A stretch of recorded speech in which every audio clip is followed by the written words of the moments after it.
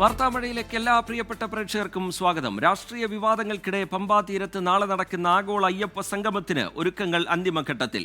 മുഖ്യമന്ത്രി പിണറായി വിജയൻ അല്പസമയം മുമ്പ് പമ്പയിലെത്തി.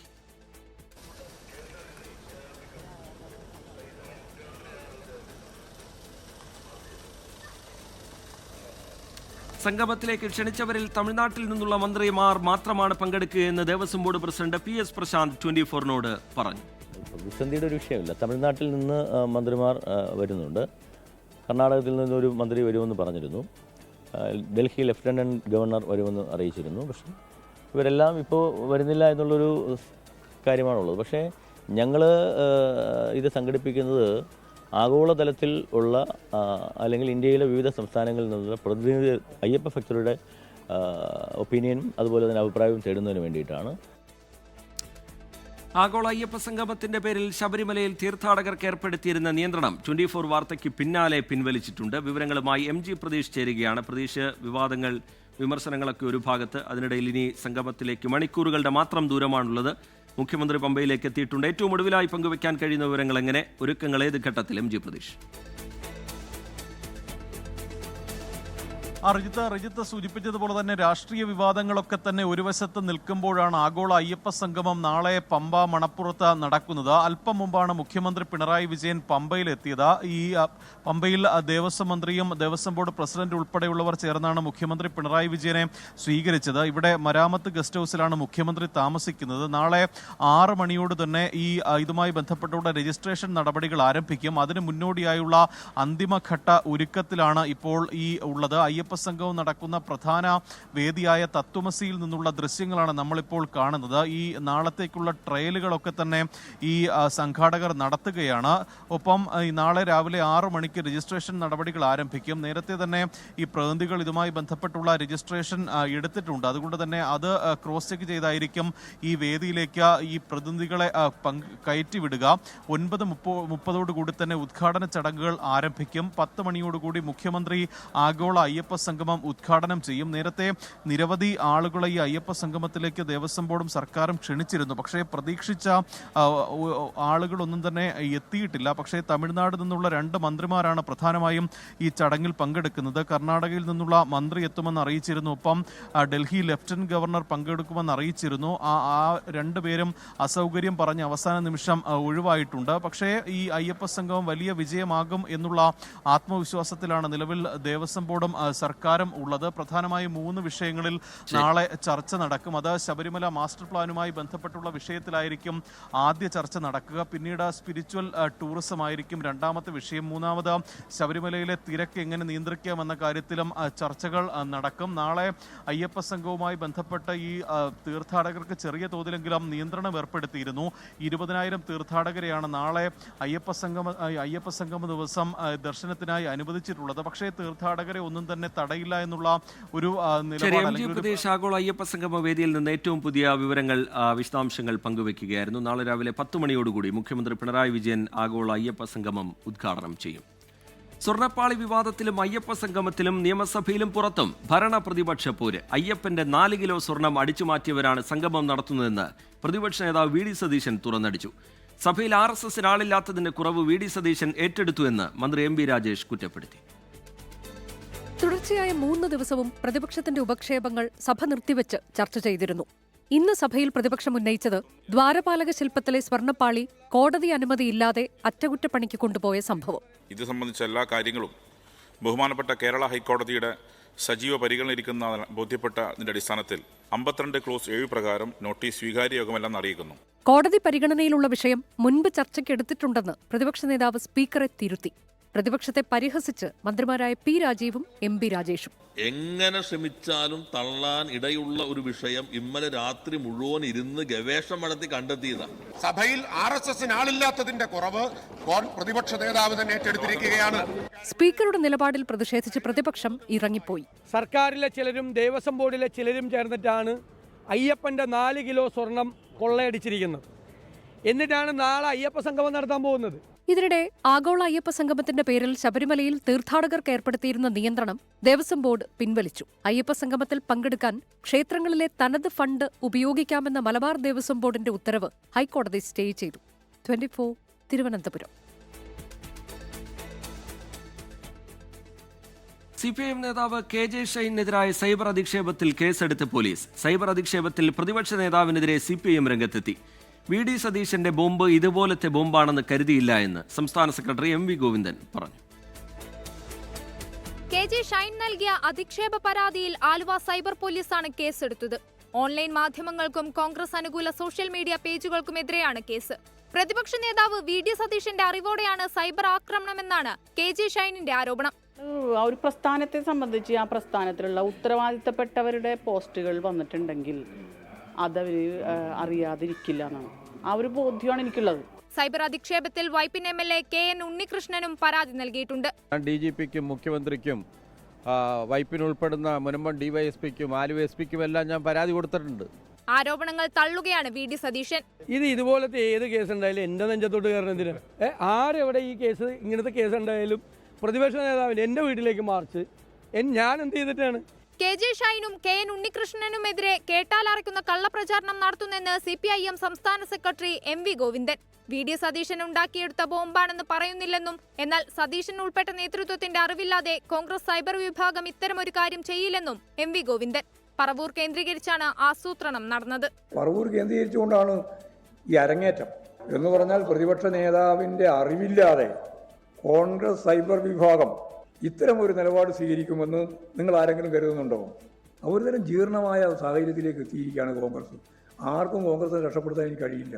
അതേസമയം KJ ഷൈനിന്റെ പേര് പറയാതെ പോസ്റ്റ് പങ്കുവച്ചുവെന്ന് കോൺഗ്രസ് പ്രാദേശിക നേതാവ് ഗോപാലകൃഷ്ണൻ സമ്മതിച്ചു. 24 കൊച്ചി.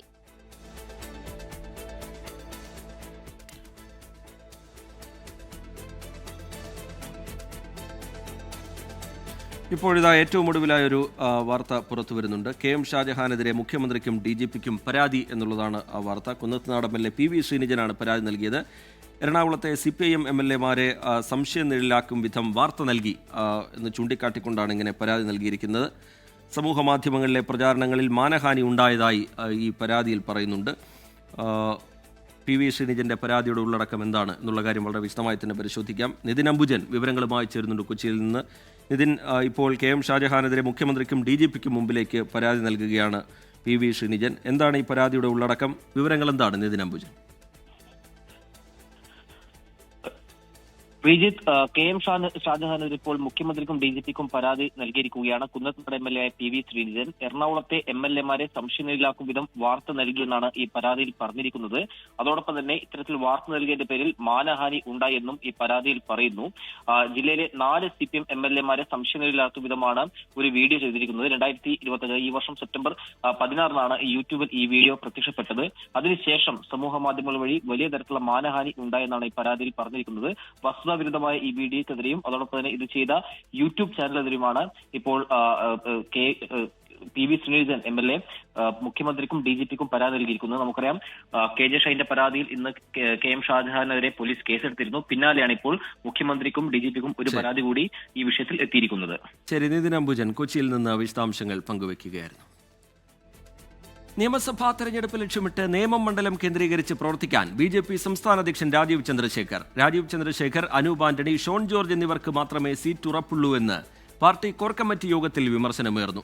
കേന്ദ്രമന്ത്രി സുരേഷ് ഗോപിയുടെ കലുങ്ക് സംവാദത്തെ അനുകൂലിച്ചും പ്രതികൂലിച്ചും നേതാക്കൾ രംഗത്തെത്തി. 24 എക്സ്ക്ലൂസീവ്. മത്സരിക്കാൻ ആഗ്രഹമുള്ള നിയമസഭാ മണ്ഡലങ്ങൾ കേന്ദ്രീകരിച്ച് തദ്ദേശ തെരഞ്ഞെടുപ്പിൽ പ്രവർത്തിക്കാൻ കോർ കമ്മിറ്റിയിൽ രാജീവ് ചന്ദ്രശേഖറിന്റെ നിർദ്ദേശം. രാജീവ് ചന്ദ്രശേഖർ നേമം കേന്ദ്രീകരിക്കും. എന്നാൽ രാജീവിനും അനൂപ് ആന്റണിക്കും ഷോൺ ജോർജിനും മാത്രമേ സീറ്റ് ഉറപ്പുള്ളൂവെന്നും മറ്റു നേതാക്കൾ ഏതു മണ്ഡലത്തിൽ ശ്രദ്ധിക്കണമെന്ന അറിയിപ്പ് ഇതുവരെ കിട്ടിയില്ല എന്നും വിമർശനമുയർന്നു. പാലക്കാട്, പന്തളം നഗരസഭകൾ നഷ്ടപ്പെടുത്തരുത്, തിരുവനന്തപുരം, തൃശൂർ കോർപ്പറേഷനുകളും ഉൾപ്പെടെ നിർബന്ധമായും പിടിക്കണമെന്നും സംസ്ഥാന അധ്യക്ഷൻ പറഞ്ഞു. കേന്ദ്രമന്ത്രി സുരേഷ് ഗോപിയുടെ കലുങ്ക് സൗഹൃദ സംവാദം പാർട്ടി സംസ്ഥാന നേതൃത്വവുമായി കൂടിയാലോചിച്ചല്ലെന്ന് ഒരു വിഭാഗം വിമർശിച്ചു. തദ്ദേശ തെരഞ്ഞെടുപ്പിന് വേണ്ടി BJP ചേർത്തുവെന്ന് പറയുന്ന വോട്ടിന്റെ കണക്ക് വ്യാജമെന്ന് 2 ഏജൻസികൾ നടത്തിയ സർവേ റിപ്പോർട്ട് സംസ്ഥാന president Rajeev Chandrasekhar core committee അറിയിച്ചു. ഇങ്ങനെ തെറ്റിദ്ധരിപ്പിച്ചാൽ എങ്ങനെ മുന്നോട്ട് പോകുമെന്നും ഈ പാർട്ടിയിൽ ആരെ വിശ്വസിക്കുമെന്നും രാജീവ് ചന്ദ്രശേഖർ ചോദിച്ചു. ആഗോള അയ്യപ്പ സംഗമത്തെക്കുറിച്ച് സംസ്ഥാന പ്രസിഡന്റ് തുടക്കം മുതൽ നടത്തിയ പ്രതികരണം പക്വതയില്ലാത്തതെന്നായിരുന്നു ഉയർന്ന മറ്റൊരു വിമർശനം. അലക്സ് റാം മുഹമ്മദ്, 24, തിരുവനന്തപുരം. കലുങ്ക് സൗഹൃദ സംവാദ പരിപാടിയിൽ കേന്ദ്രമന്ത്രി സുരേഷ് ഗോപി അധിക്ഷേപിച്ച ഇരിങ്ങാലക്കുട സ്വദേശി ആനന്ദവല്ലിക്ക് പണം നൽകി കരുവന്നൂർ സഹകരണ ബാങ്ക്. ആനന്ദവല്ലി ആവശ്യപ്പെട്ട പണം ബാങ്ക് കൈമാറി. സുരേഷ് ഗോപിയെ കാണുന്നതിന് പകരം ബാങ്ക് അധികൃതരെ കണ്ടാൽ മതിയായിരുന്നു എന്നാണ് ആനന്ദവല്ലിയുടെ പ്രതികരണം. ED പിടിച്ചെടുത്ത കാശ് തിരിച്ച് ബാങ്കിലിട്ട് നിങ്ങൾക്ക് തരാനുള്ള സംവിധാനം ഒരുക്കാൻ തയ്യാറുണ്ടെങ്കിൽ ആ പണം സ്വീകരിക്കാൻ പറ നിങ്ങളുടെ മുഖ്യമന്ത്രിയോട്.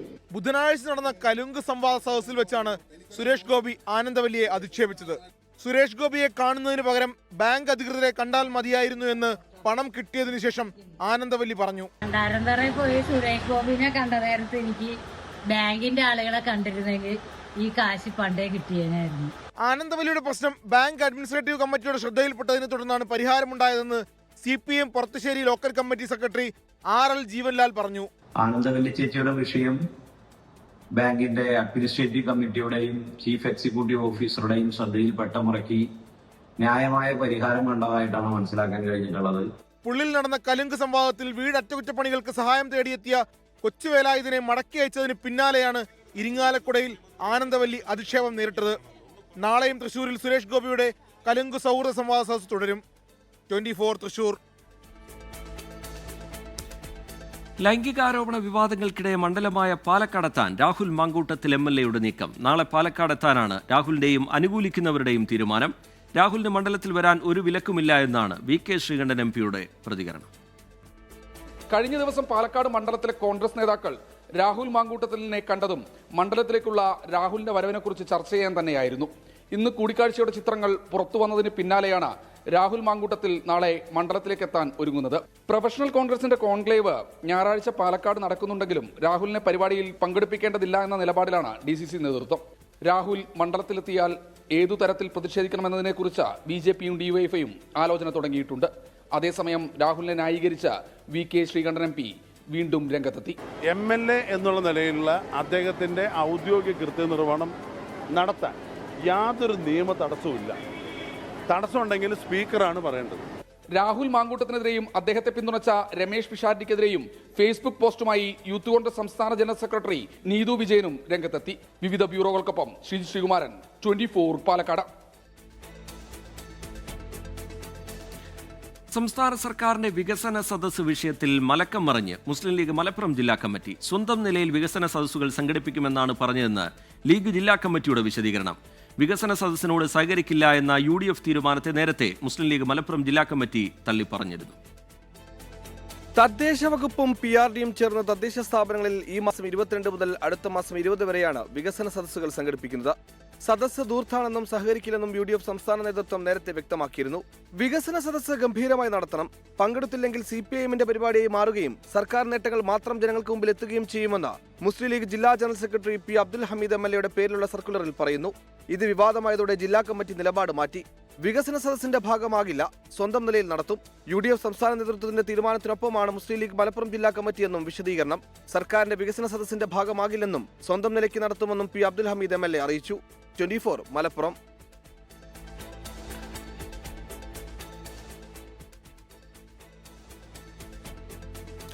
വയനാട് DCC ട്രഷററായിരിക്കെ ആത്മഹത്യ ചെയ്ത NM വിജയന്റെ ബാധ്യത തീർക്കാൻ കോൺഗ്രസ്. ബത്തേരി അർബൻ ബാങ്കിലെ കടബാധ്യത എത്രയും പെട്ടെന്ന് തീർക്കുമെന്ന് KPCC പ്രസിഡന്റ് സണ്ണി ജോസഫ് വ്യക്തമാക്കി. AICC ജനറൽ സെക്രട്ടറി KC വേണുഗോപാലിന്റെ സാന്നിധ്യത്തിൽ ചേർന്ന വയനാട് ജില്ലാ നേതൃത്വത്തിലാണ് തീരുമാനം എടുത്തത്. നേതൃത്വം തങ്ങളോട് സംസാരിച്ചില്ലെന്നും സംസാരിച്ച ശേഷം ഇക്കാര്യത്തിൽ പ്രതികരണം നടത്താമെന്നും വിജയന്റെ മരുമകൾ പത്മജ വ്യക്തമാക്കി. ബത്തേരിയിലെ കോൺഗ്രസ് നേതാവ് വിജയൻ അദ്ദേഹത്തിന്റെ ആ കടബാധ്യത അടച്ചു വീട്ടാൻ കോൺഗ്രസ് പാർട്ടിയുടെ ഉത്തരവാദിത്തം ധാർമ്മികമായിട്ടാണ്, നിയമപരമായിട്ടല്ല.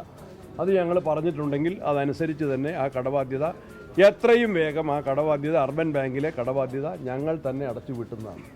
NM വിജയന്റെ മരുമകൾ പത്മജയുടെ ആത്മഹത്യാശ്രമം, ഇതിനുശേഷമുണ്ടായ വിവാദങ്ങൾ. ഒടുവിൽ DCCക്ക് മുന്നിൽ NM വിജയന്റെ കുടുംബം കുത്തിയിരിപ്പ് സമരം നടത്തുമെന്ന പ്രഖ്യാപനം. ഈ സാഹചര്യത്തിലാണ് KPCC പ്രസിഡന്റ് നിലപാട് വ്യക്തമാക്കിയത്. നിയമപരമായ ഉത്തരവാദിത്തം ഇല്ലെങ്കിലും ധാർമ്മിക ഉത്തരവാദിത്തമുണ്ടെന്നും നേതൃത്വം വ്യക്തമാക്കുന്നു. നേതാക്കൾ തങ്ങളുമായി സംസാരിച്ചിട്ടില്ലെന്നും സംസാരിച്ച ശേഷം ഇക്കാര്യത്തിൽ നിലപാട് സ്വീകരിക്കുമെന്നും പത്മജ 24നോട് പറഞ്ഞു. എന്റെ അടുത്തോ എന്റെ ഭർത്താവിന്റെ അടുത്തോ നിലവിൽ ഇപ്പൊ NM വിജയന്റെ തലമുറ എന്ന് പറഞ്ഞിരിക്കുന്ന കുടുംബത്തിന്റെ അടുത്ത് അവർ സംസാരിച്ചിട്ടില്ല. അവർ സംസാരിക്കട്ടെ. ഇനി സംസാരിച്ചതിന് ശേഷം നമുക്ക് അതിന്റെ അഭിപ്രായം പറയാം. ഇന്നു ചേർന്ന DCC യോഗത്തിൽ മുള്ളൻകൊല്ലി മണ്ഡലം വൈസ് പ്രസിഡന്റും വാർഡംഗവുമായ ജോസ് നെല്ലിടത്തിന്റെ ആത്മഹത്യ ഉൾപ്പെടെയുള്ള വിഷയങ്ങൾ ചർച്ചയായി. വിഭാഗീയതയിൽ ശക്തമായ താക്കീതാണ് AICC general secretary KC Venugopal യോഗത്തിൽ നൽകിയത്. മോശം പ്രവണതകൾ ഉണ്ടായാൽ കർശന നടപടികൾ ഉണ്ടാകുമെന്ന് KC വേണുഗോപാൽ നേതാക്കൾക്ക് മുന്നറിയിപ്പ് നൽകി. 24 വയനാട്. ബീഹാർ മാതൃകയിൽ വോട്ടർ പട്ടിക പരിഷ്കരണം നടപ്പാക്കുന്നതിനെതിരെ നിയമസഭയിൽ ഒറ്റക്കെട്ടായി പ്രമേയം അവതരിപ്പിക്കും. സഭാ സമ്മേളനത്തിന്റെ 2ാം ഘട്ടം ആരംഭിക്കുന്ന 29-നോ പിറ്റേ ദിവസമോ ആകും പ്രമേയം അവതരിപ്പിക്കുക. പ്രമേയത്തിന്റെ കരട് തയ്യാറാക്കിയിട്ടുണ്ട്. SIR നടപ്പാക്കുന്നതിനുള്ള നടപടികളുമായി കേന്ദ്ര തെരഞ്ഞെടുപ്പ് കമ്മീഷൻ മുന്നോട്ടു പോകുന്നതിനിടെയാണ് ഇതിനെതിരെ സംസ്ഥാന നിയമസഭ ഒറ്റക്കെട്ടായി രംഗത്തെത്തുന്നത്. നിയമസഭയിൽ പ്രമേയം കൊണ്ടുവരാൻ സർക്കാർ തീരുമാനിച്ചു. നിയമസഭാ സമ്മേളനത്തിന്റെ 2ാം ഘട്ടം ആരംഭിക്കുന്ന 29-നോ പിറ്റേ ദിവസമോ സഭയിൽ പ്രമേയം അവതരിപ്പിക്കും. പ്രതിപക്ഷ നേതാവുമായി സർക്കാർ കൂടിയാലോചനയും നടത്തി. തീർച്ചയായിട്ടും സർക്കാർ അങ്ങനെ ഒരു അഭ്യർത്ഥന വെച്ചിട്ടുണ്ട്. ഞങ്ങളിതിനെ പൂർണ്ണമായി യോജിക്കും. യോജിച്ച് പ്രമേയം കൊണ്ടുവരും. കേരളത്തിൽ തദ്ദേശ നിയമസഭാ തെരഞ്ഞെടുപ്പ് അടുത്തിരിക്കെ 2002 പട്ടിക ആധാരമാക്കി വോട്ടർ പട്ടിക പരിഷ്കരിക്കുന്നത് ഇരു കൂട്ടരും ഒരുപോലെ എതിർക്കുകയാണ്. ഈ സാഹചര്യത്തിലാണ് SIR-നെതിരെ യോജിച്ച പ്രമേയം പാസാക്കുന്നത്. കഴിഞ്ഞ സഭാ സമ്മേളനത്തിൽ UGCയുടെ കരട് റെഗുലേഷനെതിരെ നിയമസഭ യോജിച്ച പ്രമേയം പാസാക്കിയിരുന്നു. 24 Thiruvananthapuram. Kozhikode Ulliyeri Palora higher secondary school വിദ്യാർത്ഥിയെ മർദ്ദിച്ചതായി പരാതി. +1 വിദ്യാർത്ഥി ഉള്ളിയേരി സ്വദേശി നവദർശ് നന്ദുവിനെയാണ് +2 വിദ്യാർത്ഥികൾ മർദ്ദിച്ചത്. പരിക്കേറ്റ വിദ്യാർത്ഥിയെ കൊയിലാണ്ടി താലൂക്ക് ആശുപത്രിയിൽ പ്രവേശിപ്പിച്ചിട്ടുണ്ട്. നിഖിൽ പ്രമേഷ് വിവരങ്ങളുമായി ചേരുകയാണ് കോഴിക്കോട്ട് നിന്ന്. നിഖിൽ, എന്താണ് ഈ വാർത്തയുമായി ബന്ധപ്പെട്ട് ലഭിക്കുന്ന കൂടുതൽ വിവരങ്ങൾ? ഈ പരാതി എന്താണ്? കുട്ടിയുടെ ബന്ധുക്കൾ പറയുന്നത് എന്താണ് നിഖിൽ? ഇവരുടെ പരാതിയിൽ പറയുന്ന കാര്യങ്ങൾ നമുക്ക് അസംഭവ്യമെന്ന് തോന്നും. അത്തരത്തിലുള്ള പരാതികളൊക്കെയാണിത് ഇപ്പോൾ ഈ കുട്ടിയുടെ ബന്ധുക്കൾ നൽകിയിട്ടുള്ള പരാതിയിൽ വ്യക്തമാക്കുന്നത്. താൻ കഞ്ചാവ് അടക്കമുള്ള ലഹരി വസ്തുക്കൾ വിതരണം ചെയ്യാറുണ്ട് എന്നും അതോടൊപ്പം തന്നെ പെൺകുട്ടികളുടെ ചിത്രങ്ങൾ എടുക്കാറുണ്ട് എന്നും ഈ പരിക്കേറ്റ, അതായത് മർദ്ദനമേറ്റ വിദ്യാർത്ഥിയെ കൊണ്ട് പറയിപ്പിച്ച് ഈ 15ഓളം വരുന്ന സുഹൃത്തുക്കൾ, അതായത് സ്കൂളിലെ തന്നെ സഹപാഠികളായിട്ടുള്ള വിദ്യാർത്ഥികൾ മർദ്ദിച്ചു എന്നും അത് നിർബന്ധിച്ച് പറയിപ്പിച്ച് ദൃശ്യങ്ങൾ പകർത്തി തുടങ്ങിയ കാര്യങ്ങളൊക്കെയാണ് ഇപ്പോൾ അത്തോളി പോലീസിന് നൽകിയിട്ടുള്ള പരാതിയിൽ പറയുന്നത്. ഇതേ തുടർന്ന് ഇതിന് വിസമ്മതിച്ചപ്പോൾ ഈ കുട്ടിയെ മർദ്ദിച്ചു എന്നുള്ളതാണ് പരാതി. പരിക്കേറ്റ വിദ്യാർത്ഥിയെ കൊയിലാണ്ടി താലൂക്ക് ആശുപത്രിയിൽ ഇപ്പോൾ പ്രവേശിപ്പിച്ചിരിക്കുകയാണ്. ഈ +1 വിദ്യാർത്ഥിയാണ് +2 വിദ്യാർത്ഥികൾ ചേർന്ന് മർദ്ദിക്കുന്ന ഒരു സാഹചര്യം ഉണ്ടായത്. ബന്ധുക്കൾ ഇത് സംബന്ധിച്ച് അത്തോളി പോലീസിൽ ഒരു പരാതി നൽകിയിട്ടുണ്ട്. തൻ്റെ മകൻ പറയാത്ത കാര്യങ്ങൾ, ചെയ്യാത്ത കാര്യങ്ങൾ അത് ചെയ്തു എന്ന് വരുത്തി തീർക്കാൻ വേണ്ടി ഒരു വീഡിയോ ഈ +2 വിദ്യാർത്ഥികൾ ചിത്രീകരിക്കുന്നു. അതിൽ പറയപ്പെടുന്ന കാര്യങ്ങൾ ഞാൻ നേരത്തെ സൂചിപ്പിച്ച കാര്യങ്ങളൊക്കെയാണ്. ഇതൊക്കെ ചെയ്തു എന്ന് പറയുന്ന ഒരു വീഡിയോ ഈ സുഹൃത്തുക്കൾ ഷൂട്ട് ചെയ്യുന്നു. വീട്ടിൽ പറഞ്ഞാൽ ഈ വീഡിയോ പുറത്ത് ലീക്കാക്കുമെന്ന് ഭീഷണിപ്പെടുത്തുന്നു തുടങ്ങിയ കാര്യങ്ങളൊക്കെയാണ് പരാതിയിൽ പറയുന്നത്. എന്തായാലും ബന്ധുക്കൾ അത്തോളി പോലീസിൽ പരാതി നൽകിയിട്ടുണ്ട്. പോലീസ് ഈ പരാതി വിശദമായി പരിശോധിച്ചു പോരുകയാണ്. ശരി, നിഖിൽ പ്രമേഷ് വിശദാംശങ്ങൾ പങ്കുവയ്ക്കുകയായിരുന്നു കോഴിക്കോട്ട് നിന്ന്. പാലക്കാട് മാങ്കുറിശ്ശിയിലെ വയോധികയുടെ മരണം കൊലപാതകമെന്ന് പോലീസ്. പങ്കജത്തെ ശ്വാസം മുട്ടിച്ച് കൊന്ന ശേഷം രാജൻ ആത്മഹത്യ ചെയ്യുകയായിരുന്നു. പങ്കജത്തിന് അൽഷിമേഴ്സ് രോഗമുണ്ടായിരുന്നു. പങ്കജത്തിന്റെ ഭർത്താവിന്റെ അനിയനായിരുന്നു രാജൻ. ഭർത്താവിന്റെ മരണശേഷം പങ്കജവും രാജനും ഒരുമിച്ച് കഴിയുകയായിരുന്നു. ശ്രീജിത്ത് ശ്രീകുമാരൻ വിവരങ്ങളുമായി ചേരുന്നുണ്ട് പാലക്കാട്ട് നിന്ന്. ശ്രീജിത്ത്, എന്താണ് ഇത്? ഒരുപാട് സംശയങ്ങൾ നേരത്തെ ഉണ്ടായിരുന്നൊരു കേസാണ്. അതിപ്പോൾ കൊലപാതകമാണ് എന്ന് പോലീസ് സ്ഥിരീകരിക്കുന്നു. എന്താണ് കൂടുതലായി പോലീസ് ഈ കേസുമായി ബന്ധപ്പെട്ട് അറിയിക്കുന്നത്? ശ്രീകുമാരനിലേക്ക് അല്പസമയത്തിനകം തന്നെ എത്താം. പാലക്കാട് മാങ്കുറിശ്ശിയിലെ വയോധികയുടെ മരണം കൊലപാതകം എന്ന് പോലീസ് സ്ഥിരീകരിക്കുകയാണ്. പങ്കജത്തെ ശ്വാസം മുട്ടിച്ചു കൊന്നു, അതിനുശേഷം രാജൻ ആത്മഹത്യ ചെയ്യുകയായിരുന്നു എന്നാണ് പോലീസ് പറയുന്നത്. നേരത്തെ ഈ മരണവുമായി ബന്ധപ്പെട്ട് എന്താണ് സംഭവിച്ചത് എന്നത് സംബന്ധിച്ചൊക്കെ ഒരു അവ്യക്തത നിലനിൽക്കുന്നുണ്ടായിരുന്നു. അതിനിടയിലാണ് പോലീസിൻ്റെ ഒരു സ്ഥിരീകരണം, ഇത് കൊലപാതകമാണ് എന്ന സ്ഥിരീകരണം വരുന്നത്. പങ്കജം രോഗബാധിതയായിരുന്നു, അവർക്ക് അൽഷിമേഴ്സ് രോഗമുണ്ടായിരുന്നു. ഈ അവരുടെ ദുരവസ്ഥ കണ്ടാണ് ഇങ്ങനെ ഒരു കൊലപാതകത്തിലേക്ക് പോയത് എന്നാണ് പിന്നീട് പോലീസിന് വിവരം ലഭിച്ചത് എന്നാണ് നമ്മൾ മനസ്സിലാക്കുന്നത്. പങ്കജത്തിൻ്റെ ഭർത്താവിൻ്റെ അനിയനായിരുന്നു രാജൻ. ഭർത്താവിൻ്റെ മരണശേഷം പങ്കജവും രാജനും ഒരുമിച്ച് കഴിയുകയായിരുന്നു. ശ്രീകുമാരൻ അല്പസമയത്തിനകം ആ വാർത്തയുടെ വിശദാംശങ്ങൾ ലഭ്യമാക്കുമെന്നാണ് കരുതുന്നത്. ചെറിയ ചില സാങ്കേതിക തടസ്സങ്ങളുണ്ട്, അത് പരിഹരിച്ചതിന് ശേഷം ശ്രീത്തിലേക്ക് എത്താം എന്നാണ് പ്രതീക്ഷിക്കുന്നത്. ഇപ്പോൾ പുറത്തുവരുന്ന ഒരു പ്രധാനപ്പെട്ട വാർത്തയിലേക്കാണ് ഇനി. തിരുവനന്തപുരം പൂന്തുറയിൽ വീടിന് തീപിടിച്ചു. ആൾതാമസമില്ലാത്ത വീടിനാണ് തീപിടിച്ചത്. അഗ്നിരക്ഷാ സേന എത്തി തീയണയ്ക്കാൻ ശ്രമം തുടരുകയാണ്. അതിന്റെ ദൃശ്യങ്ങൾ ലഭ്യമായിട്ടുണ്ട്. ആദ്യം അതിലേക്ക്.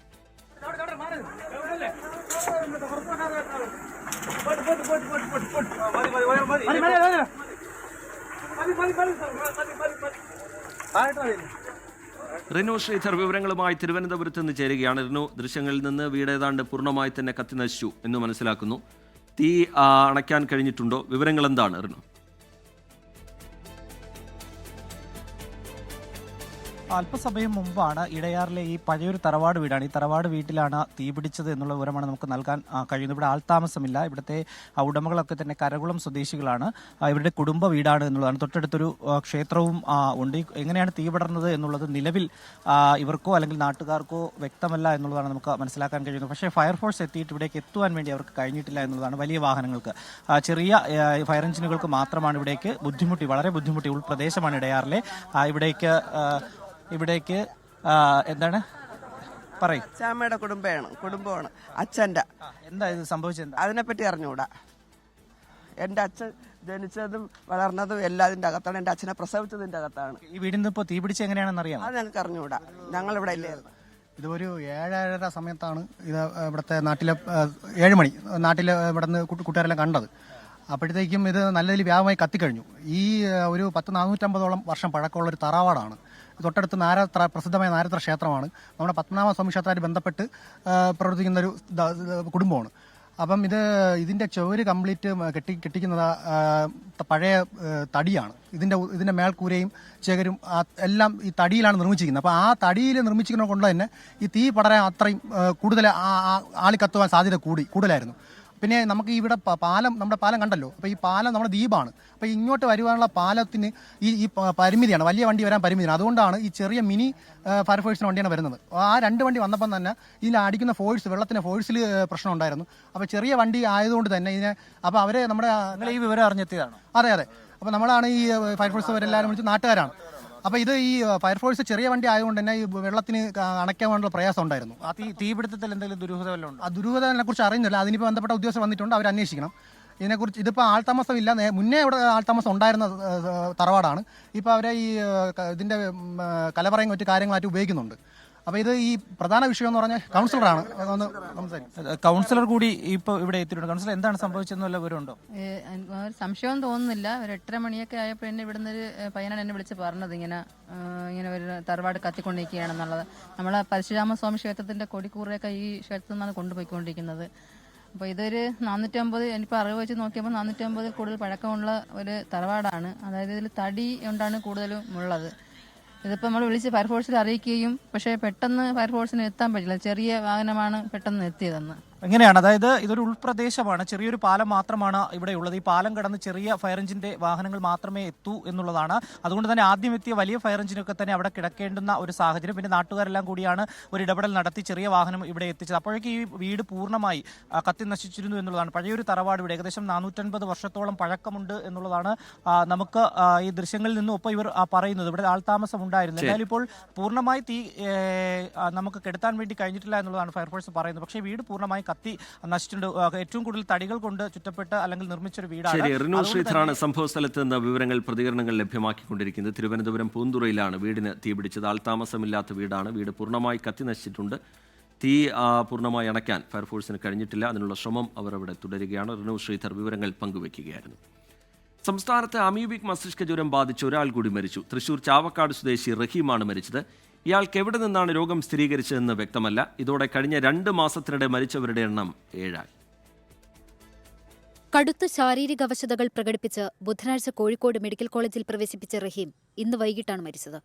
ആശുപത്രിയിലെത്തിക്കുമ്പോൾ തന്നെ റഹീം അബോധാവസ്ഥയിലായിരുന്നുവെന്നാണ് ആരോഗ്യപ്രവർത്തകർ പറയുന്നത്. ഇതോടെ കഴിഞ്ഞ 2 മാസത്തിനിടെ അമീബിക് മസ്തിഷ്ക ജ്വരം ബാധിച്ച് മരിച്ചവരുടെ എണ്ണം 7 ആയി. 10 പേരാണ് നിലവിൽ കോഴിക്കോട് മെഡിക്കൽ കോളേജിൽ ചികിത്സയിൽ കഴിയുന്നത്. ഇന്നലെ ഒരാൾ രോഗമുക്തി നേടിയതിനെ തുടർന്ന് ആശുപത്രി വിട്ടിരുന്നു. രോഗം പടരുന്ന സാഹചര്യത്തിൽ കുളങ്ങളും പൂളുകളും ക്ലോറിനേറ്റ് ചെയ്യാൻ വിവിധ ജില്ലാ ഭരണകൂടങ്ങൾ നിർദ്ദേശം നൽകിയിട്ടുണ്ട്. 24 കോഴിക്കോട്. അമീബിക് മസ്തിഷ്ക ജ്വരം പടരുന്ന സാഹചര്യത്തിൽ പോലീസ് ജലബീരങ്കി ഉപയോഗിക്കുന്നതിൽ മാർഗനിർദ്ദേശം വേണമെന്ന് മനുഷ്യാവകാശ കമ്മീഷനിൽ പരാതി. യൂത്ത് കോൺഗ്രസ് എറണാകുളം ജില്ലാ വൈസ് പ്രസിഡന്റ് സൽമാനാണ് പരാതി നൽകിയത്. ജലബീരങ്കികളിൽ ഉപയോഗിക്കുന്ന വെള്ളം ശുദ്ധജലമാണോ എന്ന് ഉറപ്പുവരുത്തണമെന്ന് പരാതിയിൽ ആവശ്യപ്പെടുന്നുണ്ട്. സമരങ്ങളിൽ പ്രതിഷേധക്കാർക്കു നേരെ പോലീസ് പ്രയോഗിക്കുന്ന ജലപീരങ്കിയിലെ വെള്ളത്തിന് മഞ്ഞയോ മണ്ണിന്റെ നിറമോ ആണ്. ഇത് ഏതെങ്കിലും കുളത്തിലെയോ പൊതുജലാശയത്തിലെയോ വെള്ളമായിരിക്കുമെന്ന് ചൂണ്ടിക്കാട്ടിയാണ് പരാതി. സംസ്ഥാനത്ത് ഈ അമീബിക് മസ്തിഷ്ക ജ്വരം വ്യാപകമായിട്ട് പടർന്നു പിടിക്കുന്ന ഈ സാഹചര്യത്തിൽ പോലീസ് അവരുടെ ജലപീരങ്കിയിൽ ഉപയോഗിക്കുന്ന വെള്ളത്തെക്കുറിച്ച് വ്യാപകമായിട്ടുള്ള ആശങ്ക ഉയരുന്നു. ഈ വെള്ളത്തിൻ്റെ ഗുണനിലവാരം ഉറപ്പുവരുത്തേണ്ടത് സംസ്ഥാനത്തിൻ്റെ കൂടി ബാധ്യതയാണ്. സമരം നടത്തുന്ന ആളുകളുടെ മനുഷ്യാവകാശം ഉറപ്പുവരുത്തേണ്ടത് സ്റ്റേറ്റിന്റെ ഉത്തരവാദിത്തമാണ്. വിഷയം ചൂണ്ടിക്കാട്ടി സംസ്ഥാന പോലീസ് മേധാവിക്ക് പരാതി നൽകിയിരുന്നു. ശക്തമായി വെള്ളം ചീറ്റുമ്പോൾ മൂക്കിൽ കൂടി ജലം കയറാനുള്ള സാധ്യത കൂടുതലാണ്. രോഗഭീഷണിയുടെ സാഹചര്യത്തിൽ സംസ്ഥാനത്തെ കുളങ്ങളും കിണറുകളും ഉൾപ്പെടെയുള്ള ജലസ്രോതസ്സുകൾ ശുദ്ധീകരിക്കാൻ സർക്കാർ നിർദ്ദേശിച്ചിരുന്നു. ഈ സാഹചര്യത്തിലാണ് ജലപീരങ്കിയെക്കുറിച്ചുള്ള ആശങ്കയറിയിച്ച് പരാതി. 24 കൊച്ചി. പാലിയേക്കരയിൽ തിങ്കളാഴ്ച മുതൽ ടോൾ പിരിവ് പുനരാരംഭിക്കും. ഹൈക്കോടതിയുടെ കർശന ഉപാധികളോടെയാകും പിരിവിന് അനുമതി. ടോൾ നിരക്ക് കൂട്ടിയ രേഖകൾ ഹാജരാക്കാൻ കോടതി നിർദ്ദേശിച്ചു. ഇടപ്പള്ളി മണ്ണുത്തി ദേശീയപാത നവീകരണം മന്ദഗതിയിലായതിന് പിന്നാലെയാണ് പാലിയേക്കരയിലെ ടോൾ പിരിവിന് വിലക്കേർപ്പെടുത്തിയത്. 45 ദിവസത്തെ വിലക്കിന് ശേഷം ഡിവിഷൻ ബെഞ്ച് ടോൾ പിരിവിന് അനുമതി നൽകി. തിങ്കളാഴ്ച ഇടക്കാല ഉത്തരവുണ്ടാകും. തൃശൂർ ജില്ലാ കളക്ടർ അധ്യക്ഷനായ മോണിറ്ററിംഗ് കമ്മിറ്റിയുടെ റിപ്പോർട്ടാണ് ടോൾ പിരിവിന് വീണ്ടും വഴിതെളിച്ചത്. നിർമ്മാണ പ്രവർത്തനങ്ങൾ കാര്യക്ഷമമായി മുന്നോട്ടു പോകുന്നുവെന്നാണ് റിപ്പോർട്ട്. ദേശീയപാത നിർമ്മാണ പ്രവർത്തനങ്ങൾ അവസാന ഘട്ടത്തിലാണെന്ന് ദേശീയപാത അതോറിറ്റിയും കോടതി അറിയിച്ചു. കോടതി ഉത്തരവിന് ശേഷം പുതുക്കിയ നിരക്കിന്റെ അടിസ്ഥാനത്തിലാകും ടോൾ പിരിക്കുക. ഈ വിവരങ്ങൾ ഹാജരാക്കാനും കോടതി നിർദ്ദേശിച്ചിട്ടുണ്ട്. വിഷ്ണു സുരേഷ്, 24 കൊച്ചി. ശിവഗിരിയിലെ പോലീസ് നടപടിയെ ന്യായീകരിച്ച മുൻ മുഖ്യമന്ത്രി A.K. ആന്റണിയെ പ്രതിരോധത്തിലാക്കി കൂടുതൽ വെളിപ്പെടുത്തലുകൾ. പോലീസിന്റെ നരനായാട്ട് ആസൂത്രിത ഗൂഢാലോചനയുടെ ഭാഗമെന്ന് SNDP യോഗം അസിസ്റ്റന്റ് സെക്രട്ടറി K. ബാഹുലേയൻ പറഞ്ഞു. SNDP യോഗം മുൻ ജനറൽ സെക്രട്ടറി K. ഗോപിനാഥും സംഘവും ആന്റണിയുമായി നടത്തിയ ഗൂഢാലോചനയുടെ ഭാഗമായിരുന്നു നടപടിയെന്ന് ശിവഗിരി മഠം മുൻ ചീഫ് കോർഡിനേറ്റർ സുവർണകുമാർ ആരോപിച്ചു. 24നോടാണ് ഇരുവരുടെയും പ്രതികരണം. ശിവഗിരിയിലെ പോലീസ് നടപടിയെ ന്യായീകരിച്ച മുൻ മുഖ്യമന്ത്രി A.K. ആന്റണിയെ തള്ളുന്നു ശിവഗിരി ആക്ഷൻ കൗൺസിൽ നേതാവായിരുന്ന K. ബാഹുലേയൻ. കോടതി വിധിയിൽ വ്യക്തത വരുത്തണമെന്ന് താൻ A.K. ആന്റണിയെ നേരിൽ കണ്ട് ആവശ്യപ്പെട്ടിരുന്നു. ആവശ്യം തള്ളിയ ആന്റണി കോടതി വിധി നടപ്പിലാക്കാൻ വലിയ തിടുക്കം കാട്ടി. നരനായാട്ടിന് 1 മാസം മുൻപ് തന്നെ റൂറൽ SP ശങ്കർ റെഡ്ഡിയുടെ നേതൃത്വത്തിൽ പോലീസ് ദ്രുതകർമ്മസേനയെ സജ്ജമാക്കിയിരുന്നുവെന്നും K. ബാഹുലേയൻ. ശിവഗിരി മഠത്തിൽ വന്ന് ഖേദവും പ്രകടിപ്പിച്ച് ഞാൻ ചെയ്ത് തെറ്റായിപ്പോയി എന്നും പറഞ്ഞിട്ട് ഇത്തരം വർത്തമാനങ്ങൾ പറഞ്ഞു നടക്കരുത്. ചെയ്ത് തെറ്റാണ്, അംഗീകരിക്കണം. ഒരിക്കൽ അംഗീകരിച്ചത് ഇനി അംഗീകരിക്കണം. അല്ലാതെ ഇലക്ഷൻ വരുമ്പോഴത്തേക്ക് രാഷ്ട്രീയ ലാഭത്തിന് വേണ്ടി എന്തും പറയാൻ ബഹുമാന്യനായ A.K. ആന്റണി തയ്യാറാവരുത്. ശിവഗിരിയിലെ പോലീസ് നടപടിയിൽ A.K. ആന്റണി മാത്രമല്ല കുറ്റക്കാരനെന്ന് ശിവഗിരി മഠം മുൻ ചീഫ് കോർഡിനേറ്റർ സുവർണകുമാർ. K. ഗോപിനാഥനും ഡോക്ടർ രാഹുലിനും കൂടെ ചേർന്ന് അദ്ദേഹത്തിനെ സ്വാധീനിച്ചിട്ട് നമ്മുടെ മുഖ്യമന്ത്രി A.K. ആന്റണിയെ തെറ്റിദ്ധരിപ്പിച്ചിട്ടാണ് അന്ന് ആ പോലീസ് ആക്ഷൻ ഉണ്ടാകുന്നത്. ശിവഗിരി വിഷയത്തിൽ A.K. ആന്റണിക്കെതിരെ കഴിഞ്ഞ ദിവസം K. ഗോപിനാഥും രംഗത്ത് വന്നിരുന്നു. R. അരുൺരാജിനൊപ്പം അലക്സ് റാം മുഹമ്മദ്, 24 തിരുവനന്തപുരം. കോഴിക്കോട് ഉള്ളിയേരി പഞ്ചായത്ത് സെക്രട്ടറിക്കെതിരെ ഭീഷണി പ്രസംഗവുമായി മുസ്ലിം ലീഗ് നേതാവ്. വീൽ ചെയറിൽ നാട്ടിലേക്ക് പോകേണ്ടി വരുമെന്നാണ് മുസ്ലിം ലീഗ് ബാലുശ്ശേരി നിയോജക മണ്ഡലം പ്രസിഡന്റ് സാജിൻ കോറോത്തിന്റെ പ്രസംഗം. വാർഡ് വിഭജനത്തിലും വോട്ടർ പട്ടിക പരിഷ്കരണത്തിലും പഞ്ചായത്ത് സെക്രട്ടറി പക്ഷപാത സമീപനം സ്വീകരിക്കുന്നുവെന്ന് ആരോപിച്ച് UDF നടത്തിയ പരിപാടിയിലാണ് ഭീഷണി. മുസ്ലിം ലീഗ് ബാലുശ്ശേരി നിയോജക മണ്ഡലം പ്രസിഡന്റ് സാജിദ് കോറോത്താണ് ഭീഷണി പ്രസംഗം നടത്തിയത്. കൊല്ലം സ്വദേശിയാണ് ഉള്ളിയേരി പഞ്ചായത്ത് സെക്രട്ടറി സുനിൽ ഡേവിഡ്. കൊല്ലത്ത് നിന്ന് 2 കാലിലാണ് സെക്രട്ടറി ഉള്ളിയേരിക്ക് വന്നതെങ്കിൽ വീൽ ചെയറിൽ നാട്ടിലേക്ക് പോകേണ്ടി വരുമെന്നാണ് മുസ്ലിം ലീഗ് നേതാവിന്റെ ഭീഷണി. ആ പഞ്ചായത്ത് സെക്രട്ടറിയോട് ഞങ്ങൾക്ക് പറയുവാനുള്ളത്, അങ്ങ് കൊല്ലത്ത് നിന്ന് അദ്ദേഹം ഇവിടെ വന്ന സമയത്ത് 2 കാലിലാണ് നിങ്ങൾ വന്നതെങ്കിൽ തിരിച്ചു പോകുമ്പോൾ നിങ്ങൾ വീൽ ചെയറിൽ ഉന്തിക്കൊണ്ടുപോകുന്ന ഗതികേടിലേക്ക് നിങ്ങൾ ഉണ്ടാക്കരുത് എന്ന് നിങ്ങളോട് പറയാൻ ഞങ്ങൾ ആഗ്രഹിക്കുകയാണ്. ആരെങ്കിലും റോഡിലൂടെ പോകുമ്പോൾ നിങ്ങളുടെ കരുണക്കുറ്റിക്കൊന്നും തന്നാൽ അത് അധികമാവുകയില്ല. CPIM ഓഫീസിൽ നിന്ന് കൊടുക്കുന്ന പ്രപ്പോസൽ പ്രകാരമാണോ പഞ്ചായത്ത് സെക്രട്ടറി കാര്യങ്ങൾ ചെയ്യുന്നതെന്ന സംശയമുണ്ട്. CPIM അനുകൂല സമീപനം ഒഴിവാക്കിയില്ലെങ്കിൽ അനുഭവിക്കേണ്ടി വരുമെന്നും സാജിദ് കോറോത്ത് പ്രസംഗിച്ചു. 24 കോഴിക്കോട്. തിരുവനന്തപുരത്ത് സ്വകാര്യ ബസ് ഡ്രൈവറെ കിളിമാനൂർ പോലീസ് ക്രൂരമായി മർദ്ദിച്ചുവെന്ന് പരാതി. Kilimanoor SHO B. ജയൻ അസഭ്യം വിളിച്ചത് ചോദ്യം ചെയ്ത ബസ് ഡ്രൈവർ അർജുനെ പോലീസ് ജീപ്പിൽ വെച്ചും സ്റ്റേഷനിലെത്തിച്ചും കൂട്ടം ചേർന്ന് മർദ്ദിച്ചു എന്നാണ് പരാതി. വനിതാ പോലീസ് ഒഴികെ സ്റ്റേഷനിലെ മുഴുവൻ പോലീസുകാരും മർദ്ദിച്ചുവെന്ന് അർജുൻ 24നോട് പറഞ്ഞു. ഇക്കഴിഞ്ഞ ഓഗസ്റ്റ് 18-ന് കിളിമാനൂർ പ്രൈവറ്റ് ബസ് സ്റ്റാൻഡിന് സമീപമാണ് പ്രശ്നങ്ങളുടെ തുടക്കം. ബസ്സുമായി സ്റ്റാൻഡിനുള്ളിലേക്ക് അർജുൻ വന്നപ്പോൾ എതിർദിശയിൽ നിന്നും പോലീസ് ജീപ്പ് വന്നു. അസഭ്യം വിളിച്ചത് അർജുൻ ചോദ്യം ചെയ്തതോടെ SHO B ജയൻ അർജുനെ ബസ്സിനുള്ളിൽ നിന്നും ബലം പ്രയോഗിച്ച് വലിച്ചിറക്കി ജീപ്പിൽ കയറ്റി. ആദ്യം പോലീസ് ജീപ്പിലിട്ട് തല്ലിച്ചതച്ചു. നിലവിളിച്ചപ്പോൾ സീറ്റിൽ വിരിക്കുന്ന തുണി വായിൽ കുത്തിത്തിരികി വീണ്ടും മർദ്ദിച്ചു. പിന്നാലെ സ്റ്റേഷനിലെത്തിച്ച് SHOയുടെ മുറിയുടെ തൊട്ടടുത്തുള്ള CCTV ഇല്ലാത്ത മുറിയിൽ കൊണ്ടുപോയി വളഞ്ഞിട്ട് മർദ്ദിച്ചു. മാത്രമല്ല എല്ലാവരും കൂടെയാണ് ഇടിച്ചത്. എന്ന് പറഞ്ഞാൽ അവിടുത്തെ വനിതാ പോലീസ് മാത്രമേ ഇടിച്ചില്ല, ബാക്കി എല്ലാവരും കൂടെയാണ് ഇടിച്ചത്. മുഖത്ത് കുനിച്ചേർത്തിയാണ് ഇടിച്ചത്. പരിക്കേറ്റ അർജുൻ ആറ്റിങ്ങൽ വലിയകുന്ന് ആശുപത്രിയിലും പിന്നീട് തിരുവനന്തപുരം മെഡിക്കൽ കോളേജിലും ചികിത്സ തേടി. എന്നാൽ അർജുൻ പരാതിയുമായി പോകുന്നുവെന്ന് മനസ്സിലാക്കിയ SHO B ജയൻ ഡോക്ടറെ സ്വാധീനിച്ച് ചികിത്സ നിഷേധിച്ചെന്നും അർജുൻ. ഞാൻ അവിടെ വിഷയം ഉണ്ടാക്കിയെന്നും പറഞ്ഞുകൊണ്ട് ബഹളം വെച്ച് എന്നെ അവിടെ നിന്ന് പറഞ്ഞുവിടുകയാണ് ചെയ്തത്. പോലീസ് അതിക്രമത്തിൽ അർജുന്റെ ജീവിതമാർഗമായിരുന്ന ജോലിയും നഷ്ടമായി. ഷഫീദ് റൌത്തർ, 24 തിരുവനന്തപുരം. തൃശൂരിൽ കാട്ടുപന്നിയുടെ മാംസം വിൽപ്പന നടത്തിയെന്ന കേസിൽ വനംവകുപ്പ് അറസ്റ്റ് ചെയ്ത് ജാമ്യത്തിലിറങ്ങിയ യുവാവ് തൂങ്ങി മരിച്ച നിലയിൽ. വടക്കാഞ്ചേരി കാഞ്ഞിരക്കോട് സ്വദേശി മിഥുനാണ് മരിച്ചത്. വനംവകുപ്പ് ഉദ്യോഗസ്ഥർക്കെതിരെ നടപടി വേണമെന്നാവശ്യപ്പെട്ട് നാട്ടുകാർ രംഗത്തെത്തി. സമഗ്ര അന്വേഷണം നടത്തുമെന്നും നഷ്ടപരിഹാരം ഉറപ്പാക്കുമെന്നും ജില്ലാ ഭരണകൂടം ഉറപ്പു നൽകി. ഞങ്ങളെ കുട്ടീനെ എന്താ അവര് ചെയ്തത്? അവനൊരു കേസിൽ 400 രൂപ ഇട്ട് കൊടുത്തു, നല്ലൊരു തെളിവുള്ള. അതിനവരെന്തൊക്കെ പറഞ്ഞു. എൻ്റെ മോനെ മൊബൈൽ കൊടുത്തില്ല, വണ്ടിയാണ്, പുതിയ വണ്ടിയാണ്. അതിലൊന്നും അവനാ കച്ചവടമൊന്നും ചെയ്തിട്ടില്ല. രാവിലെ വീടിന് സമീപത്തെ പറമ്പിലാണ് മിഥുനെ തൂങ്ങി മരിച്ച നിലയിൽ കണ്ടെത്തിയത്. കാട്ടുപന്നി ഇറച്ചി വാങ്ങിയെന്ന കേസിൽ വനംവകുപ്പ് അറസ്റ്റ് ചെയ്ത മിഥുന് കഴിഞ്ഞ ദിവസം കോടതി ജാമ്യം അനുവദിച്ചിരുന്നു. വനംവകുപ്പ് കസ്റ്റഡിയിലെടുത്ത മൊബൈൽ ഫോൺ വാങ്ങാൻ ഇന്നലെ ഫോറസ്റ്റ് സ്റ്റേഷനിലെത്തിയ മിഥുനെ തടഞ്ഞുവെച്ച് മർദ്ദിക്കുകയും ഭീഷണിപ്പെടുത്തിയെന്നുമാണ് ആരോപണം. രാത്രി 12 മണിക്ക് വിളിച്ചു പോയി. കുട്ടീനെ വിളിച്ചോണ്ടായിട്ട് തല്ലു കൊന്നിട്ടില്ല എന്ന് എന്താ ഉറപ്പ്? കുട്ടി 12 മണിക്ക് ഇറങ്ങിപ്പോയത്. ഒരു വിഷമമില്ലാണ്ട് ആ കുട്ടി അത് ചെയ്യില്ല. ഒരു കുട്ടി അതിന് തല്ലിയിട്ട് കൊല്ലാരാക്കിയിട്ട് തന്നെ ആ കുട്ടി ഇങ്ങനെ ചെയ്തത്. അല്ലെങ്കിൽ ആ കുട്ടി ഇങ്ങനെ ചെയ്യാത്തൊരു കുട്ടിയാണത്.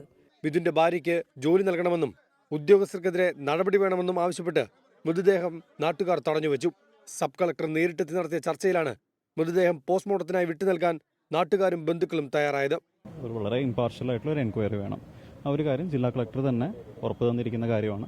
അപ്പോൾ ഇമ്പാർഷ്യലായിട്ടുള്ള എൻക്വയറി വിത്തിൻ 24 hours എന്തായാലും നമ്മൾ ചെയ്യാന്നുള്ളതാണ്. രണ്ടാമത്തെ ഒരു കാര്യം എന്ന് പറയുന്നത് ഇവർക്കൊരു ജസ്റ്റ് ആയിട്ടുള്ള ഒരു കോമ്പൻസേഷൻ്റെ കാര്യമാണ്. ജില്ലാ കളക്ടർ ലെവലിൽ കമ്മിറ്റ് ചെയ്യാൻ പറ്റുന്നൊരു കാര്യമല്ല അത് എന്തായാലും. പക്ഷേ അതിനെ സംബന്ധിച്ച് റിപ്പോർട്ട് ഗവൺമെന്റിലോട്ട് കൊടുക്കുന്നതായിരിക്കും. മൃതദേഹം സംസ്കരിക്കുന്നതിന് മുൻപ് ഉദ്യോഗസ്ഥർക്കെതിരെ നടപടി വേണമെന്ന അന്ത്യശാസനവുമായി കോൺഗ്രസും രംഗത്തെത്തി. 24 തൃശൂർ. ആരോഗ്യമന്ത്രിയുടെ വീട്ടുപടിക്കൽ സമരത്തിനൊരുങ്ങി കോഴിക്കോട് മെഡിക്കൽ കോളേജ് ICU പീഡനക്കേസിലെ അതിജീവിത. കേസിൽ ഉൾപ്പെട്ടതിന് സ്ഥലം മാറ്റിയ ജീവനക്കാരെ കോഴിക്കോട് മെഡിക്കൽ കോളേജിലേക്ക് തിരിച്ചെടുത്തതിലാണ് പ്രതിഷേധം. അതിജീവിതയെ ഭീഷണിപ്പെടുത്തിയതിന് കോട്ടയം, തിരുവനന്തപുരം മെഡിക്കൽ കോളേജുകളിലേക്ക് സ്ഥലം മാറ്റിയ 5 ജീവനക്കാർ കഴിഞ്ഞ ദിവസം കോഴിക്കോട് മെഡിക്കൽ കോളേജിൽ തിരികെ ജോലിയിൽ പ്രവേശിച്ചിരുന്നു. ഇതിൽ പ്രതിഷേധിച്ച് കഴിഞ്ഞ ദിവസം മെഡിക്കൽ കോളേജ് പ്രിൻസിപ്പൽ ഓഫീസ് അതിജീവിത ഉപരോധിച്ചിരുന്നു. സർക്കാർ നൽകിയ റിപ്പോർട്ട് പ്രതികൾക്ക് അനുകൂലമാണ്.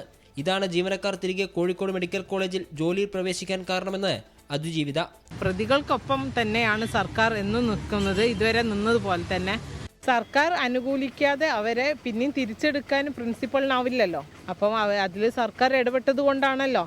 DMA സർക്കാർ തന്നെയാണല്ലോ. അപ്പോൾ DMA ഒക്കെ അനുകൂലിച്ചത് കൊണ്ടാണല്ലോ അവരെ പിന്നെയും തിരിച്ചെടുത്തത്. 2023 മാർച്ച് 18-ന് തൈറോയിഡ് ശസ്ത്രക്രിയ കഴിഞ്ഞ് ICUവിൽ പാതിമയക്കത്തിൽ കഴിയവേ യുവതിയെ അറ്റൻഡറായ MM ശശീന്ദ്രൻ പീഡിപ്പിച്ചെന്നാണ് കേസ്. ശശീന്ദ്രനെ ജോലിയിൽ നിന്ന് പിരിച്ചുവിട്ടിരുന്നു. അതിജീവിത നൽകിയ കേസ് നിലവിൽ കോഴിക്കോട് ജില്ലാ കോടതിയുടെ പരിഗണനയിലാണ്. 24 കോഴിക്കോട്. കൊച്ചി സേക്രഡ് ഹാർട്ട് കോളേജും മുത്തൂറ്റ് പാപ്പച്ചൻ ഗ്രൂപ്പും സംയുക്തമായി മാരത്തോൺ സംഘടിപ്പിക്കുന്നു. എൻവിർത്തോൺ എന്ന പേരിൽ സംഘടിപ്പിക്കുന്ന മാരത്തണിന്റെ ജേഴ്സി ലോഞ്ച് സേക്രഡ് ഹാർട്ട് കോളേജിൽ നടന്നു. ഈ മാസം 28-നാണ് മാരത്തൺ സംഘടിപ്പിക്കുന്നത്. 24 ആണ് എൻവിർത്തോണിന്റെ മാധ്യമ പങ്കാളി.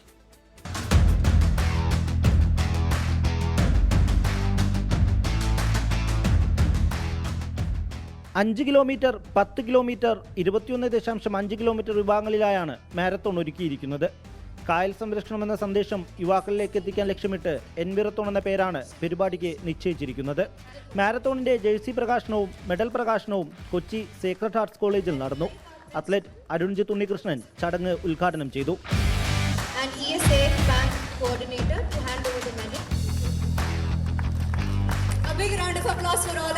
അണ്ണാകുഞ്ഞും തന്നാലായെന്ന് പറഞ്ഞ പോലെ നമ്മളാൽ പറ്റുന്നത് നമുക്ക് ചെയ്യാമല്ലോ, അല്ലേ? നമ്മുടെ വീട്ടിലെ കാര്യങ്ങൾ നമുക്ക് നോക്കാം. അങ്ങനെ എല്ലാവരുടെയും വീട്ടിലെ കാര്യങ്ങൾ എല്ലാവരും നോക്കിക്കഴിഞ്ഞാൽ this world can be A beautiful place. ഈ മാസം 28-ന് സേക്രഡ് ഹാർട്ട്സ് കോളേജിൽ നിന്നാണ് മാരത്തോൺ ആരംഭിക്കുന്നത്. 21.5 കിലോമീറ്റർ മാരത്തോൺ കൊച്ചിയെ ചുറ്റി കോളേജിൽ തന്നെ അവസാനിക്കുന്ന രീതിയിലാണ് ക്രമീകരണം. ഈ ഒരു ആശയം നമ്മുടെ ഹെൽത്ത് വളരെ പ്രധാനപ്പെട്ടതാണ്. ആ ഒരു ആശയം മുന്നോട്ട് വയ്ക്കുന്നു. ഒപ്പം എൻവയൺമെൻറ്റ്, അതോടൊപ്പം നമ്മൾ ജീവിക്കുന്ന ഭൂമി മനോഹരമായി സൂക്ഷിക്കുക, പുഴകളെ മനോഹരമായി സൂക്ഷിക്കുക എന്നൊക്കെ പറയുന്ന ഒരു മോട്ടോയാണ് ഞങ്ങൾ വെച്ചിരിക്കുക. Run for health, lakes our wealth എന്നുള്ളതാണ് ഞങ്ങളുടെ ഒരു മോട്ടോയായിട്ട്. എൻവിറത്തോൺ ജേഴ്സി ലോഞ്ചിന്റെ ഭാഗമായി വിദ്യാർത്ഥികളുടെ കലാകായിക പരിപാടികളും കോളേജിൽ ഒരുക്കിയിരുന്നു. മുത്തൂറ്റ് പാപ്പച്ചൻ ഗ്രൂപ്പുമായി സഹകരിച്ചാണ് മാരത്തോൺ സംഘടിപ്പിച്ചിരിക്കുന്നത്. 24 ആണ് എൻവിറത്തോണിന്റെ മാധ്യമ പങ്കാളി. 24 കൊച്ചി. സൗദി അറേബ്യയും പാകിസ്ഥാനുമായുള്ള പ്രതിരോധ കരാറിൽ പ്രതികരണവുമായി ഇന്ത്യ. സൗദി അറേബ്യ ഇന്ത്യയുടെ തന്ത്രപരമായ പങ്കാളിത്തം നിലനിർത്തുമെന്ന് പ്രതീക്ഷിക്കുന്നതായി വിദേശകാര്യ മന്ത്രാലയ വക്താവ് രൺധീർ ജയ്സ്വാൾ പറഞ്ഞു. അമേരിക്കയുമായുള്ള വ്യാപാര ചർച്ചകളിൽ ശുഭപ്രതീക്ഷയുണ്ട് എന്നും വിദേശകാര്യ മന്ത്രാലയം വിശദീകരിക്കും. സൗദി അറേബ്യയും പാകിസ്ഥാനുമായുള്ള പ്രതിരോധ കരാർ ഇന്ത്യ വിശദമായി പരിശോധിക്കും. രാജ്യതാൽപര്യങ്ങൾ സംരക്ഷിക്കുന്നതിനും എല്ലാ മേഖലകളിലും സുരക്ഷ ഉറപ്പാക്കുന്നതിനും സർക്കാർ പ്രതിജ്ഞാബദ്ധമാണെന്ന് വിദേശകാര്യ മന്ത്രാലയം അറിയിച്ചു. സൗദിയും ഇന്ത്യയുമായുള്ളത് വർഷങ്ങൾ നീണ്ട സൗഹൃദം. India and Saudi Arabia, we have a wide-ranging strategic partnership which has deepened in the last several years considerably. We expect that this strategic partnership will keep in mind mutual interest and sensitivities. പാകിസ്ഥാനുമായുള്ള സൗദിയുടെ കരാറിൽ ഇരു രാജ്യങ്ങളെയും ആരാക്രമിച്ചാലും ഒന്നിച്ച് പ്രതിരോധിക്കുമെന്നാണ് വ്യവസ്ഥ. ഇതിൽ ഇന്ത്യയുടെ നിലപാട് നിർണായകമാണ്. ഇന്ത്യ-US വ്യാപാര കരാർ ചർച്ചകളിൽ ശുഭപ്രതീക്ഷയുണ്ട്. നിലവിലെ ചർച്ചകൾ ഇരു രാജ്യങ്ങളുമായുള്ള ബന്ധം പുതിയ തലത്തിലേക്ക് എത്തിക്കുമെന്നും രൺധീർ ജയ്സ്വാൾ പറഞ്ഞു. ഇറാനിലെ ചബഹാർ തുറമുഖ പദ്ധതിയിലെ ഉപരോധ ഇളവുകൾ പിൻവലിച്ച നടപടി അമേരിക്ക പുനഃപരിശോധിക്കുമെന്നാണ് പ്രതീക്ഷയെന്നും MEA വക്താവ്. പാകിസ്ഥാനെ ആശ്രയിക്കാതെ ഇന്ത്യക്ക് മധ്യേഷ്യൻ രാജ്യങ്ങളുമായി വാണിജ്യ ഇടപാട് നടത്താൻ സഹായിക്കുന്ന തുറമുഖമാണ് ചബഹാർ. Research desk 24. വോട്ടുകൊള്ള നടത്തുന്നവരെ തെരഞ്ഞെടുപ്പ് കമ്മീഷൻ സംരക്ഷിക്കുന്നുവെന്ന് ആവർത്തിച്ച് ലോക്സഭാ പ്രതിപക്ഷ നേതാവ് രാഹുൽ ഗാന്ധി. കാവൽക്കാർ ഉണർന്നിരുന്ന് മോഷണം നിരീക്ഷിക്കുകയാണ് എന്നാണ് ആരോപണം. ഇതിനിടെ രാഹുൽ ഗാന്ധിയുടെ ജൻസി പരാമർശം വിവാദമാക്കുകയാണ് BJP. തെരഞ്ഞെടുപ്പ് കമ്മീഷനെതിരെ ഉന്നയിച്ച ആരോപണങ്ങൾ ലോക്സഭാ പ്രതിപക്ഷ നേതാവ് രാഹുൽ ഗാന്ധി ഇന്ന് വീണ്ടും ആവർത്തിച്ചു. തെരഞ്ഞെടുപ്പ് കാവൽക്കാർ ഉണർന്നിരുന്നു, മോഷണം നിരീക്ഷിച്ചുകൊണ്ടിരുന്നു, കള്ളന്മാരെ സംരക്ഷിച്ചുകൊണ്ടിരുന്നെന്നും രാഹുൽ ഗാന്ധി. കർണാടകയിലെ ആലന്ദ്, മഹാരാഷ്ട്രയിലെ രജുര മണ്ഡലങ്ങളിൽ ക്രമക്കേട് നടന്നുവെന്ന രാഹുലിന്റെ ആരോപണങ്ങൾ തെരഞ്ഞെടുപ്പ് കമ്മീഷൻ തള്ളിയിരുന്നു. തെളിവുകളടക്കം പുറത്തുവിട്ടായിരുന്നു തെരഞ്ഞെടുപ്പ് കമ്മീഷന്റെ മറുപടി. രാഹുൽ ഗാന്ധി പറയുന്നത് തെറ്റും അടിസ്ഥാനരഹിതവുമായ കാര്യങ്ങളാണെന്ന് മഹാരാഷ്ട്ര ഉപമുഖ്യമന്ത്രി ഏക്നാഥ് ഷിൻഡെയും പ്രതികരിച്ചു. അതേസമയം മഹാരാഷ്ട്ര മുഖ്യമന്ത്രി ദേവേന്ദ്ര ഫഡ്നാവിസ് രാജിവെക്കണമെന്നാവശ്യപ്പെട്ട് സംസ്ഥാന കോൺഗ്രസ് നേതൃത്വം രംഗത്തെത്തി. ഇതിനിടെ രാജ്യത്തെ യുവാക്കളും വിദ്യാർത്ഥികളും ജൻസിയും ഭരണഘടനയും ജനാധിപത്യത്തെയും സംരക്ഷിക്കുമെന്ന രാഹുൽ ഗാന്ധിയുടെ പോസ്റ്റ് വിവാദമാക്കി BJP രംഗത്തെത്തി.